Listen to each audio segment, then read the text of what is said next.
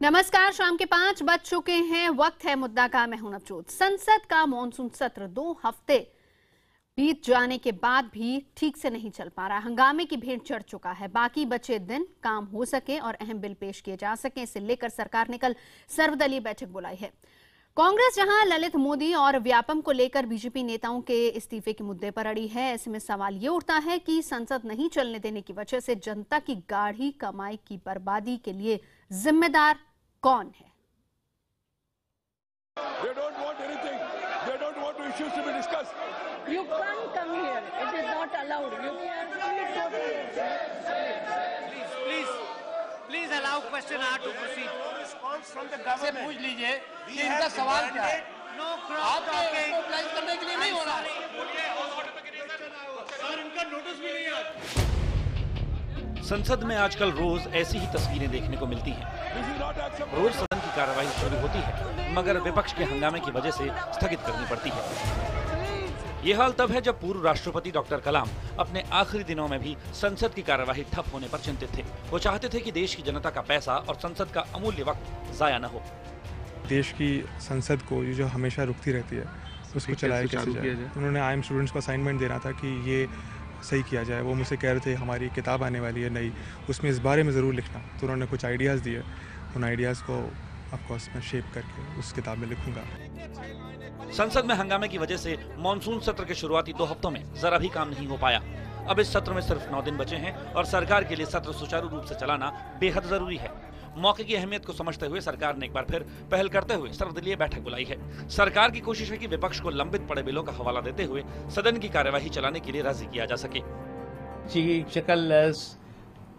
ये सारी चीजें होती रही, चर्चा नहीं होती रही। हमें पूरी उम्मीद है, पूरा विश्वास है कि कल सद्बुद्धि और 2 दिन की छुट्टी थी, आत्मचिंतन किया होगा और कल से सदन की कार्रवाई चले। टैक्स पेयर का ये जो पैसा बर्बाद किया जा रहा है, जो आंकड़े पेश किए जा रहे हैं टीवी पर ही, कितने लाख करोड़ों रुपया खर्च हो रहा है इस पर और बहस नहीं होने दी जा रही है। सिर्फ विरोध के लिए विरोध की राजनीति करना। सत्र का आधा हिस्सा हंगामे की भेंट चढ़ चुका है और आधे के चलने की संभावना कम ही नजर आ रही है। दरअसल इस सत्र में सरकार को 11 लंबित बिल पास कराने हैं और 9 नए बिल पेश करने हैं। इनमें GST, भूमि अधिग्रहण, real estate development, juvenile justice समेत कई अहम विधेयक शामिल हैं। भूमि अधिग्रहण पर भी संसद की संयुक्त समिति सोमवार को अपनी रिपोर्ट सदन को सौंप सकती है। मगर राजनीति इन तमाम मुद्दों पर ज्यादा हावी दिख रही है। विपक्षी दलों को शायद जनता से जुड़े मुद्दों से ज्यादा अपनी राजनीति से मतलब है। आंकड़ों के मुताबिक लोकसभा चलाने का हर घंटे का खर्च तकरीबन 1.5 करोड़ रुपए है और राज्यसभा में यह खर्च करीब 1 करोड़ 10 लाख रुपए आता है। इस नुकसान को अगर जोड़ दिया जाए तो अब तक तकरीबन 125 करोड़ रुपए हंगामे की भेंट चढ़ चुके हैं और अगर पूरा मॉनसून सत्र धुलता है तो तकरीबन 250 करोड़ रुपए पानी में चले जाएंगे। हालांकि कांग्रेस अपने रुख पर कायम है, मगर अजीब सी दलील है। कांग्रेस के मुताबिक यूपीए के कार्यकाल के दौरान भी बीजेपी ने 3 सत्र नहीं चलने दिए थे। ऐसे में उन पर सदन नहीं चलने देने का आरोप मढ़ना बेमानी है। 3 लोकसभा के सत्र जिस पार्टी ने नहीं चलने दिए, आज वो हमें जनता के बर्बाद हुए पैसे के बारे में बता रही है। अब सरकार की कोशिश होगी कि अगर कांग्रेस के रुख में नरमी नहीं आती तो छोटे दलों को साध कर किसी तरह संसद की कार्यवाही चलाई जाए। हालांकि छोटे दल भी सरकार से सहमत नजर नहीं आ रहे। अगर यही pre condition Bharatiya Janata party की है तो कल की मीटिंग का कोई नतीजा निकलेगा, मुझे संदेह है। छोटे दलों के रुख में भले ही तलखी नजर आ रही है, मगर सरकार के फ्लोर मैनेजर पर्दे के पीछे उन्हें मनाने में जुटे हैं। उन्हें उम्मीद है कि वो इस कोशिश में कामयाब होंगे। ये सही है कि जो भी राजनीतिक दल विपक्ष में होता है उसे संसद ठप करवाना अपने विरोध दर्ज करवाने के अधिकार के रूप में लगता है। लेकिन अब जिस तेजी से संसद ठप होती है, जिस तरह से लगातार संसद काम नहीं करती, उसे देखते हुए ये समय आ गया है कि राजनीतिक दल आपस में बैठकर एक सहमति बनाएं कि आखिर संसद ठप होगी, जनता की गाढ़ी कमाई बर्बाद होगी तो उसका जिम्मेदार किसे ठहराया जाएगा। कैमरामैन नीरज तिवारी के साथ विक्रांत यादव, दिल्ली, IVM 7। और इसी से जुड़े हमारे तमाम सवाल हैं जो कि हम आज मुद्दा में पूछ रहे हैं। सबसे बड़ा सवाल ये कि संसद का कीमती वक्त बर्बाद करने के लिए जिम्मेदार कौन है। एक अहम सवाल कि संसद नहीं चलने पर बर्बाद हो रहे पैसे का हिसाब कौन देगा। अहम सवाल ये कि जनता की मेहनत की गाढ़ी कमाई की बर्बादी के लिए जिम्मेदार कौन। क्या सियासी झगड़ा जरूरी बिलों पर भारी पड़ रहा है और क्या सांसद काम नहीं तो तनख्वाह नहीं की नीति पर चलेंगे। बहरहाल इसी मुद्दे पर बातचीत करने के लिए खास मेहमान हमारे साथ जुड़ चुके हैं। परिचय मैं आपका करा देती हूँ। बीजेपी की तरफ से प्रवक्ता संबित पात्रा हमारे साथ हैं, जेडीयू की तरफ से प्रवक्ता और राज्यसभा सांसद केसी त्यागी जी हमारे साथ हैं, कांग्रेस की तरफ से प्रवक्ता रागिनी नायक हमारे साथ मौजूद हैं और एक न्यूट्रल वॉइस वरिष्ठ पत्रकार रामकृपाल जी हमारे साथ मौजूद हैं।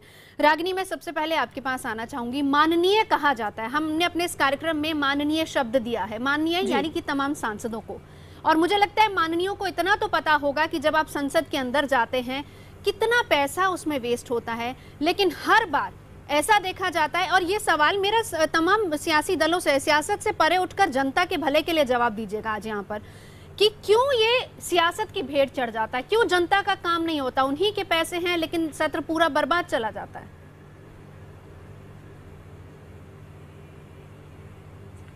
आपने सही सवाल उठाया नवजोत। जहां पर संसद के सुचारू रूप से चलने की बात हो, लंबित बिलों के पारित होने की बात हो और जनता के पैसे की बर्बादी को रोकने की बात हो, सभी दलों को इस पर कहीं ना कहीं समन्वय बनाकर देश की भलाई के लिए काम करना चाहिए। पर मूल मुद्दे पर आना पड़ेगा कि ये गतिरोध क्यों बार बार उत्पन्न होता है। आपने 16वीं लोकसभा में कितना पैसा बर्बाद हो रहा है उसके आंकड़े प्रस्तुत किए, 15वीं लोकसभा के भी करते तो मुझे मामला जरा बैलेंस लगता। 68% समय जो था 15वीं लोकसभा का, वो भारतीय जनता पार्टी द्वारा रचित गतिरोध की वजह से बर्बाद हो गया। पर हम उस पर भी नहीं जाते हैं, जो बीत गई सो बात गई, आज की ही बात करते हैं। अगर भारतीय राष्ट्रीय कांग्रेस की बात कहूं तो प्रमुख विपक्षी दल होने के नाते और एक जिम्मेदार राजनीतिक दल होने के नाते ये तो हमारा उत्तरदायित्व है, हमारा फर्ज है कि देश में अगर भ्रष्टाचार की आंधी बह रही हो, अगर संविधान का अनादर हो रहा हो, अगर भाजपा के मंत्री, मुख्यमंत्री अपने कार्यालयों का दुरुपयोग करते हुए स्वार्थ को साधने का काम कर रहे हो, तो सड़क से लेकर संसद पर उसकी आवाज उठाई जाए। अब ये जिम्मेदारी सत्तारूढ़ पार्टी की होती है नवजोत, कि वो किस तरह से मुद्दों पर सहमति को बनाए, किस तरह से विपक्ष की आवाज को सुने। पर दुर्भाग्य ये है कि चुनावी रैलियों में जो भाषणवीर हमारे प्रधानमंत्री हैं, वो ना मन की बात में ज्वलंत मुद्दों पर कोई बात करते हैं, चाहे वो ललित गेट हो या किलर व्यापम स्कैम हो या फिर चिक्की घोटाला हो या छत्तीसगढ़ का चावल घोटाला हो या आज हिमाचल प्रदेश में जो सरकारी जमीन को हड़पने का मामला धूमल साहब और उनके बेटे के सामने आया है। जब बातचीत नहीं करना चाहेंगे, जब विपक्ष में थे तो नैतिक रागिनी यही बात ठीक है। आपके मुद्दे हैं, आप उठाना चाहते हैं, आपके मुद्दे हैं, आप उठाना चाहते हैं सड़क से लेकर संसद तक। लेकिन बड़ा सवाल ये कि अब क्योंकि जब आप सत्ता में थे तो बीजेपी ने ऐसा किया या तमाम दूसरी विपक्षी पार्टियों ने ऐसा किया तो हम लोग वो कर रहे हैं, क्या ये दलील देकर खुद बच जाना सही है या फिर इस बात पर सोचना चाहिए सभी दलों को बोल रही हूं मैं, ये संबित भी सुन रहे हैं, केसी त्यागी जी भी सुन रहे हैं, सभी लोग सुन रहे हैं कि ये सोचा जाए कि यहाँ पर जो जनता से जुड़े मुद्दे उनको आगे ले जाया जाए। पर बुनियादी शर्त है कि अपराधी मंत्रियों के खिलाफ कार्रवाई करनी पड़ेगी। ठीक है केसी त्यागी जी, आप बहुत सीनियर सांसद हैं, मैं आप ही से जानना चाहूंगी, आपने बहुत सारे संसद सत्र देखे और हर बार इस तरह की बात होती है और कई बार आप लोग भी ये बात महसूस करते होंगे कि जनता का पैसा बर्बाद हो रहा है। क्या इसका कोई रास्ता नहीं है? क्या हर बार संसद ठप करनी है? क्या विपक्ष का मकसद सिर्फ यही है कि हम अंदर जाएं और कोशिश ये करें कि कितने दिन के लिए सदन ठप होता है? शुक्रवार को राज्यसभा में बिजनेस एडवाइजरी कमेटी की बैठक थी, तो पार्लियामेंट्री अफेयर मिनिस्टर का सुझाव था कि इस डेडलॉक को तोड़ने के लिए ऑल पार्टी मीटिंग बुलाई जानी चाहिए। मैं भी उस मीटिंग में उपस्थित था, नेता प्रतिपक्ष गुलाम नबी आज़ाद भी उस बैठक में उपस्थित थे। तो वहीं ये रजामंदी बनी कि विपक्षी दलों की बैठक होनी चाहिए। मैं इस प्रयास की प्रशंसा करता हूँ जी। लेकिन मैं देखता हूं कि 3 दिन में लगातार, यानी कि 2 दिन में तो खास तौर से एक मंत्री का बयान आया है कि जो तनख्वाह जो सैलरी के साथ जो भत्ता मिलता है वो काट लिया जाना चाहिए। दूसरे मंत्री का बयान आया, हो सकता है कि विपक्ष को सद्बुद्धि आ गई हो। तीसरे मंत्री का वक्तव्य आया है कि इस्तीफे नहीं होंगे। तो जो मीटिंग सोमवार को होनी चाहिए थी उसका एजेंडा अभी हमें कम्युनिकेट नहीं हुआ है। उससे पहले ही जो मंत्री लोग हैं उन्होंने सरकार का एजेंडा जब सुना दिया हो, तो फिर हम कल जब बैठक में जाएंगे तो मैं आप ही से पूछना चाहता हूं कि हम किस विषय पर चर्चा करें। ये सारे विषय तो बहस के अंदर छिपे हुए थे। प्रधानमंत्री भी शायद उसमें उपस्थित रहने वाले हैं, पार्लियामेंट्री अफेयर मिनिस्टर रहेंगे, तो ये तय हुआ था कुछ सुझाव आए जाएं। और ऐसा नहीं है, हम तो एनडीए में भी रहे हैं बीजेपी के साथ, हमने मिलकर के इन सवालों पर ऐसा ही कार्य किया है जैसे कांग्रेस के साथ मिलकर के आज कर रहे हैं। तो हम तो इस मामले में अगर तटस्थ भी होना चाहें तो भी रूलिंग पार्टी हमको तटस्थ नहीं होने देती है। क्यों मंत्री लोग बयान दे रहे हैं जब एजेंडा तय नहीं हुआ है, कल की मीटिंग का सलाह मशवरा चल रहा है। सरकार के मंत्री हमसे संपर्क कर रहे हैं, हम उनसे संपर्क कर रहे हैं, विरोधी दलों की बैठक हो रही है। तो कम से कम कल 12 बजे तक के लिए क्या भारतीय जनता पार्टी के रणनीतिकार या मंत्री अपने वक्तव्यों पे रोक लगाएं ताकि कल की मीटिंग के लिए सकारात्मक माहौल बने। ठीक है, मैं इसका जवाब संबित पात्रा से ले लेती हूँ। संबित, आपकी पार्टी पर जब कांग्रेस यूपीए सरकार थी तब आपकी पार्टी पर भी इस तरह के आरोप लग रहे थे। अब बिल्कुल उसी सिचुएशन में खड़े हुए हैं जहां पर कुछ देर पहले यूपीए सरकार थी। अब ये बताएं, केसी त्यागी जी के सवालों का जवाब और रागिनी के सवालों का जवाब, और दूसरा बड़ा सवाल ये कि क्या कोई ऐसा रास्ता नहीं निकाला जा सकता कि कम से कम सदन जिसके लिए बुलाया जाता है उस पर फोकस किया जाए और बाकी जो विवादित मुद्दे हैं उसको भी बैलेंस करके चला जाए आगे? देखिए, मैं बड़े साफगोई से कुछ विषय रखना चाहूंगा। यहाँ सब तमाम बड़े लोग बैठे हैं और जब प्रवक्ता आते हैं टीवी पे डिबेट करने के लिए, चाहे वो सांसद हो या नहीं हो, ये देखिए एक दुखद विषय है हिंदुस्तान की राजनीति की कि हम तमाम लोग सोचते हैं कि हमें सिर्फ अपने पार्टी को बचाना है और हम ही सबसे अच्छा बोल रहे हैं, सबसे बढ़िया बोल रहे हैं और जनता को हम समझा देंगे। मगर एक बात हमको समझना होगा कि हम चाहे डिबेट करें या ना करें, जनता सब कुछ समझती है। जिस प्रकार से करोड़ों लाखों रुपए प्रति मिनट वेस्ट हो रहा है, चाहे मैं आदरणीय केसी त्यागी जी, हमारी बहन रागिनी जी डिस्कस करे या ना करे, मगर जनता समझ रही है। और देखिए, जिन विषयों पर रागिनी जी ने भी सवाल उठाए, हाँ, देखिए रागिनी जी ने जिन विषयों पे अभी अपना उत्तर दिया, उन्होंने एक बात कहा, उनका प्रेमाइस ऑफ डिस्कशन था कि संसद से लेके सड़क तक हम आवाज उठाएंगे। देखिए, आप सड़क पे तो आवाज उठा रहे हैं, मगर जहां आवाज उठाने से परिवर्तन होगा उस स्थान को आपने बंद कर दिया है। आप आवाज उठाइए, ये हम भी तो चाहते हैं। हमने तो पहले दिन ही कहा, आइए, वेलकम, स्वागत है, आप आके पार्लियामेंट में आवाज उठाइए, हम उस आवाज के प्रतिरोध में अपना जवाब देंगे। और अगर आप हमें घेर लेंगे तो हम उसका भी उत्तर देंगे। आपके पास अगर सब एविडेंस होगा, तमाम हथियार से आप लैस होंगे, तो आप हमें हरा देंगे। और अगर हमारे पास सत्य का हथियार होगा, हम आपको परास्त कर देंगे। यही तो लोकतंत्र है। आप सड़क पे तो लड़ रहे हैं, संसद से क्यों नहीं लड़ने, आप वहां की लड़ाई से क्यों भाग रहे हैं? ठीक है, इसका जवाब मैं रागिनी से लूंगी। केसी त्यागी जी के सवालों का जवाब भी संबित दे दीजिए यहाँ पर। देखिए, केसी त्यागी जी बहुत सीनियर व्यक्ति हैं, हम उनका सम्मान करते हैं। और केसी त्यागी जी ने एक पॉइंट जो उठाया कि हम लोग कल 12 बजे तक किसी प्रकार का ऐसा तल्ख टिप्पणी ना करें जिससे मीटिंग के एजेंडा पे फर्क पड़े। मेरा मानना है कि केसी त्यागी जी, अरुण जेटली जी ने एक बहुत अच्छी बात कही थी कि एरोगेंस ऑफ नंबर कभी नहीं होना चाहिए लोकतंत्र में। हमारे पास लोकसभा में नंबर है, हम अपने अहंकार को अगर है तो छोड़ें। आपके पास राज्यसभा में नंबर है, आप लोगों के पास, तमाम लोगों के पास, आप छोड़िए। हमारे अहंकार के कारण देश सफर करे, ये कभी नहीं होना चाहिए, हरगिज नहीं होना चाहिए। तो ये तो ऐसा लग रहा है संबित फिर इस जवाब से कि क्योंकि आप कर रहे हैं इसलिए हम नहीं कर रहे, ये वाइस वर्सा वाली चीज हो रही है। केसी त्यागी जी, मैं वैसा नहीं कह रहा हूँ, मैं वैसा नहीं कह रहा हूँ। मैं रागिनी आ रही हूँ, वो पॉइंट है मेरे पास, अभी उस पर जवाब लेना है रागिनी आपसे।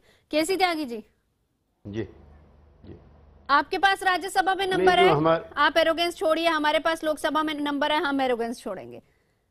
ये तो वही है कि पहले आप उठाएं, पहले आप वाली बात। नहीं, मैंने कोई प्री कंडीशन नहीं दिया, मैंने कहा दोनों एक एक कदम चलिए, देश 2 कदम आगे चले जाए। केसी त्यागी जी, मैं रागिनी के पास जाती हूँ। मैं तो अभी संबित पात्रा जी को बता रहा था, आपको बता रहा था, और मैं काफी विनम्र हूँ, आशावान हूँ। मैंने वहां पर भी, राज्यसभा में भी मैंने बिजनेस एडवाइजरी कमेटी की बैठक में अपने विचार रखे थे, पार्लियामेंट्री अफेयर मिनिस्टर थे। उसके बाद जो बाणों के तीर चले हैं भारतीय जनता पार्टी के मित्रों की तरह से, तो उससे माहौल और खराब होगा। जो सुझाव है संबित पात्रा जी, वो एरोगेंस तो सबके अंदर है। वो तो एरोगेंस जो है कांग्रेस पार्टी में भी थी, जब 400 आते थे, 300 आते थे, और आप में तो जिंदगी में पहली बार एरोगेंस आई है, चूंकि आपके तो पहली बार नंबर पूरे हुए हैं। तो इस एरोगेंस से ना तो सरकार चलती है और ना जनता का भला होता है, ये तो विनम्रता से होती है। चलिए विनम्रता, आप भारतीय जनता पार्टी संबित कह रहे हैं कि आप भी विनम्र और हम भी विनम्र। रागिनी, आप लोग बहस के लिए क्यों नहीं तैयार हो रहे? देखिए शुरुआत में ही अरुण जेटली जी ने खड़े होकर कह दिया था कि सुषमा स्वराज जी बात रखेंगी अपनी, लेकिन आप लोग सुन नहीं रहे थे। फिर यहाँ पर भी ईगो टसल आ जाती है, फिर वही सवाल आएगा कि हमने इतने दिन के लिए नहीं चलने दिया सदन और हमने इतने दिन के लिए नहीं चलने दिया। ये टग ऑफ वॉर क्यों चल रहा है इतना?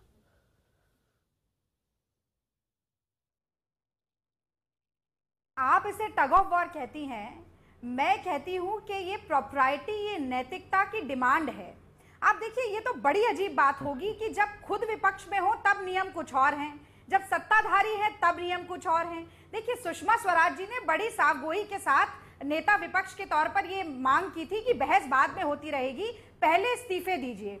एक नहीं, दो नहीं, 3 कांग्रेस के बड़े बड़े नेताओं ने तो उसी का जवाब है जो कांग्रेस अब दे रही है। आज तक उन पर बेईमानी का कोई केस साबित नहीं हो पाया है। नहीं, सुन लीजिए, बात सुन लीजिए, पूरी सुन लीजिए। उसके बाद आज क्या कहते हैं प्रमुख नेता भारतीय जनता पार्टी के कि हम कांग्रेस पार्टी थोड़ी हैं जो हम नैतिकता के नाम पर हम इस्तीफा दे देंगे। तो ना खाऊंगा ना खाने दूंगा का जो वादा था मोदी जी का, वो भी एक जुमले के रूप में स्पष्ट सामने आ रहा है। रामकृपाल जी, क्या लगता है, क्या इस पर भी सियासत है कि नहीं? हमने वही सवाल मैं बार बार पूछ रही हूँ कि किसने कितने दिन तक चलने दिया या नहीं चलने दिया? सारे नेताओं को आपने 2-2 बार मौका दे दिया। हाँ। मुझे थोड़ा सा समय नहीं, बिल्कुल आपके पास समय है, जरा समझाइए इसका हल क्या हो सकता है? देखिए, इसमें ये कोई समझाने वाली बात नहीं है। हाँ। सब लोग समझ रहे हैं सच्चाई क्या है। मैं भाई केसी जी को धन्यवाद देता हूं कि उन्होंने बहुत ही बैलेंस ढंग से आज बात की है और ईमानदारी से उनको लग रहा है कि वो इससे आहत हैं कहीं ना कहीं और चाह रहे हैं कि संसद चले। देखिए, एक बात मैं कहूं, बीजेपी और कांग्रेस दोनों इसके भागीदार हैं, जिम्मेदार हैं। लेकिन जैसा आपने कहा कि अगर गलती अतीत में हुई है तो किसी ने गलती की है, इसके चलते हमको गलती करने का अधिकार नहीं मिल जाता है। ये बात सही है। लेकिन आज देखिए स्टेक पर क्या है। आज स्टेक पर नरेंद्र मोदी सरकार है जी, उसका है। तो जिसको जरूरत है, मैं कहता हूं जरूरत सबकी है, लेकिन जो सत्ता में है उस पर जिम्मेदारी ज्यादा होती है। तो आप अटैकिंग मुद्रा में कांग्रेस से या विपक्ष से बात नहीं कर सकते। बिल्कुल, ये एटीट्यूड तो बदलना पड़ेगा। और मैं बता दूं आपको, आहत के अभिमान का सम्मान करना चाहिए सत्ता पक्ष को। जो विपक्ष में है वो आहत है, चाहे जिन भी कारणों से। देखिए, जिनको जनता ने नकार दिया है वो आहत महसूस करते हैं, उनका एक अभिमान होता है। आप उसी तरह का अभिमान अगर लेके आप चलेंगे तो ये कभी भी नहीं हल होने वाला है। जो मेजॉरिटी है उसको सम्मान करना सीखना आना चाहिए माइनॉरिटी का, या मतलब जो भी दल है। Rule of majority and scope for minority, this is the democracy. तो ये कहीं ना कहीं से बात सही। अगर 3 दिन बीजेपी के लोग, जब आपने सर्वदलीय बैठक की बात की है, आप चाहते हैं कि हाँ कुछ निकल जाए, तो ये 3 दिन अगर आप चैनल पर न चिपकते आकर के और उल्टी सीधी बातें न होती तो आपको ये कहना पड़ता कि लगता है कि आप एक विनम्र स्वभाव एक अपना रहे हैं कि एक थोड़ा सा आप चाह रहे हैं इसको। लेकिन अगर आप लगातार अटैक करते रहेंगे तो जाहिर सी बात है कि कांग्रेस को खोने के लिए क्या बचा है। मैं रागिनी जी से क्षमा के साथ कह रहा हूं कि इसलिए नहीं कह रहा हूं कि कांग्रेस कल क्या होगी नहीं होगी, अलग बात है। लेकिन आज तो कांग्रेस सब कुछ खो चुकी है, तो उसके लिए अब क्या है। ठीक है, आपने जो किया है, जितने जख्म आपने कांग्रेस को दिए हैं, आज उसे मौका लग रहा है कि एक जख्म का बदला आपसे ले रही है। तो आप भी अगर उसी एरोगेंस के साथ बीजेपी अगर चाहेगी तो यह गतिरोध कभी खत्म नहीं होने वाला है। और इसमें कोई दो राय नहीं है। उन्होंने भी यूपीए 2 के दौरान 5 सालों में जो किया है बीजेपी ने, कतई उसके लिए वो माफ नहीं किया जा सकता। आज बड़प्पन ये होता अगर ये कहते कि उस समय की जो गलतियां हुई हैं, हम मानते हैं कि उस समय संसद को हमें ठप नहीं करना चाहिए था, हम ये वादा करते हैं कि भविष्य में इस परंपरा को आइए मिल बैठ के खत्म करते हैं। हाँ। तो कोई सलूशन निकल सकता है। लेकिन अगर आप बीजेपी अपने अतीत को जस्टिफाई करेगी तो फिर कांग्रेस का भी यह हक बनता है कि वो इसमें गतिरोध ठीक है। संबित देखिए, रामकृपाल जी बहुत सीनियर हैं और हम सब लोग उनका बड़ा आदर करते हैं। मैं अभी रामकृपाल जी ने कहा कि बीजेपी ने बड़े गहरे जख्म दिए कांग्रेस को। रामकृपाल जी, मैं यहां आपसे डिफर करता हूं। वो जख्म बीजेपी ने नहीं दिए, वो कर्मों के जख्म थे, भारतीय जनता पार्टी के जख्म नहीं थे। कांग्रेस ने कर्म ऐसे किए। नहीं, सच बोल रहा हूं। 2G, Colgate scam, 2.86 lakh crore, 1.76 lakh crore छोड़ देते हम उनको। अब ये बात कांग्रेस भी बोल सकती है संबित, यही बात कांग्रेस भी बोल सकती है। आज उसी स्थिति में जहां पर आप लोग थे। कांग्रेस एक सेकंड, कांग्रेस बोल सकती है। उस डर से मैं सत्य को ना बोलूं ये उचित नहीं है। मैं तो सत्य ही बोलूंगा। इतने बड़े बड़े घोटाले हुए, वो जख्म भारतीय जनता पार्टी ने नहीं किए, ये कर्मों के जख्म है। अगर अच्छा कर्म करते तो वो जख्म नहीं होते। रागिनी बोलिए, अपनी बात रखिए। नवजोत, देखिए, संसदीय लोकतंत्र में कितना विश्वास है संबित पात्रा जी की पार्टी का और भाजपा सरकार का, ये तो तभी स्पष्ट हो गया था जब किसानों की जमीन हथियाने के लिए तमाम विपक्ष की बातों को न सुनते हुए लैंड ऑर्डिनेंस बार बार लाया गया, क्योंकि बिल पारित नहीं हो रहा था। उसी से समझ आ जाता है कि ये कितना पार्लियामेंट्री डेमोक्रेसी में विश्वास रखते हैं। पर आज जैसा कि केसी त्यागी जी भी कह रहे हैं और रामकृपाल जी का भी कहना है कि सत्तारूढ़ पार्टी जो है, जो रूलिंग पार्टी है, उसका उत्तरदायित्व है कि वो संसद को सुचारू रूप से चलाए, एक समन्वय का माहौल बनाए, सहमति क्रिएट करे। हमने लोकपाल बिल को पारित करते हुए भी वो करने की पूरी कोशिश की थी और वो हुआ भी। वो लैंड एक्विजिशन एक्ट के वक्त भी हुआ था, पर उस पर से भी ये लोग पलट गए। तो मैं ये कहना चाहती हूँ कि अंततः आपको ये समझना होगा कि आपकी बड़ी जिम्मेदारी है। जो आपके पार्टी के भ्रष्टाचारी हैं, उन पर भी उतनी ही सख्ती के साथ आपको गाज गिरानी होगी जितनी आप कांग्रेस से अपेक्षा करते थे कि नैतिकता के आधार पर हम लोग करें। चलिए, रागिनी संबित, वक्त की कमी है। केसी त्यागी जी, बहुत बहुत शुक्रिया आपका। संबित, आपका भी बहुत बहुत शुक्रिया। कल क्योंकि सर्वदलीय बैठक है, हम उम्मीद यही करते हैं कि सब चीजें सॉर्ट आउट होंगी और उसके बाद कम से कम संसद का सत्र जितने भी दिन बचे हैं सुचारू रूप से चलेगा।